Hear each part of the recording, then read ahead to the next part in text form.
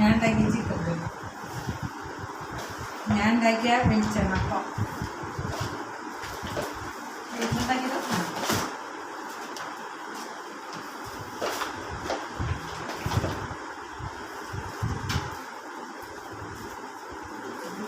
എൻ്റെ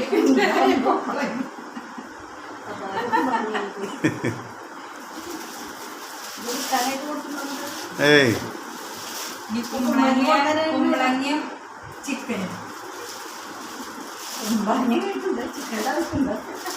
അല്ല കുമ്പളങ്ങ തന്നെ കഴിക്കാനായിട്ട് മടി ഉണ്ടാവല്ലോ. പിന്നെന്താ ഓറഞ്ച്? ഓറഞ്ച്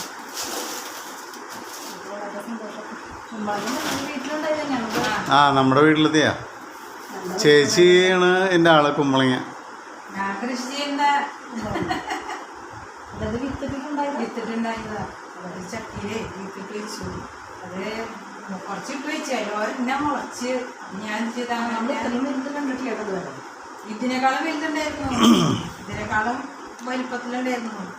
അത് ക്ലോസിക്ക് ഞാൻ കൊടുത്തു വിട്ടു. അതിലിപ്പോഴും ഓലനും ഇതൊക്കെ വെക്കണമെന്ന് വെച്ചിട്ട് ഇങ്ങനെ എല്ലാവർക്കും മുറിച്ച് ഓല കഷ്ണം എല്ലാവരും ചിക്കൻ്റെ ആവശ്യമില്ല. ചിക്കനൊക്കെ അത് കുഴപ്പമില്ല. ചിക്കൻ കുമ്പളങ്ങി കഴിക്കും, നാടൻ കുമ്പളങ്ങി. ഇപ്രാവശ്യത്തിന് ഉള്ളത് നിങ്ങളുടെ കുമ്പളങ്ങി നിങ്ങളുടെ ചിക്കൻ വീട്ടിലുണ്ടാക്കി വീട്ടിലല്ലോ. ഏയ്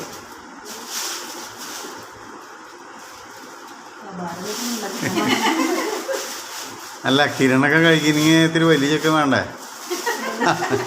ആട് വലിപ്പത്തിനനുസരിച്ച്.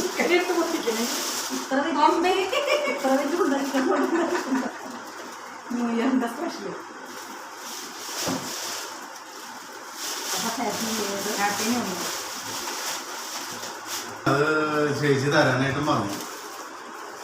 ഇത് നാരങ്ങിട്ടാ നാരങ്ങ എടുത്ത് പുറത്ത് കാണിക്കണം.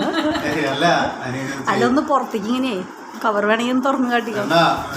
ഇഷ്ടംപോലെ ഉണ്ട്. അപ്പൊ നിങ്ങള് നാരങ്ങ കൂടി കഴിക്കുക. ഇതൊക്കെ ഇതെല്ലാം കൂടിയിട്ട് കിരൺ മിക്കവാറും ദിവസം രാത്രി ഇവിടെ ഉണ്ടാവും. അവന് എന്തായാലും ചിക്കനും ഈ കുമ്പളങ്ങ കറിയും കൂട്ടി കഴിക്കട്ടെ. ന്യൂ ഇയർ അല്ലേ? അപ്പൊ happy new year. Happy new year. അപ്പൊ ഹാപ്പി ക്രിസ്മസ് കഴിഞ്ഞു. Happy new year. ഈ വർഷത്തെ ന്യൂ ഇയർ ഇതുപോലെ സമ്പൽ സമൃദ്ധി ആവട്ടെ എനിക്ക് നിങ്ങൾക്കും. ഓക്കെ.